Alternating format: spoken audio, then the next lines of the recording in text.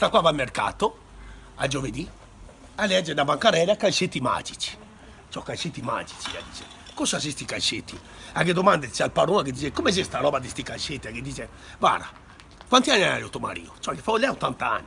Ti va a casa, che fa quando si è fatto la doccia, ti che metti sti calcetti e ti vedrà cosa che succede.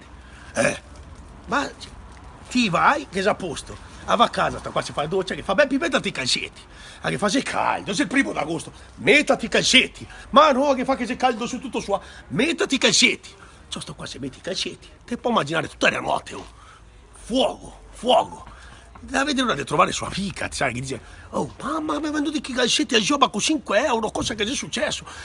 Te puoi immaginare di aspettare il prossimo Gioba, a risiedere già la pronta là, sta sua amica, appena che le aveva detto, dammi i calcetti, ha detto, aspetta che ti spiega, so sa tutto, le ha detto, dammi i calcetti. Sto qua, sa anche sua amica, le va a casa, che fa, Tony, mettati i calcetti, c'è caldo, ha detto. Mettati i calcetti, tanto, te qua va in doccia, ti sa, te puoi immaginare, le sapeva tutto. E viene fuori, sa, sul letto, la vede sto Beppi, sto Tony, sulle poso del letto, sa dove, anzi che fa così, sa, sul letto, su e giù. A che fa, Tony, cosa stu fatto? Ti te la messi i roversi?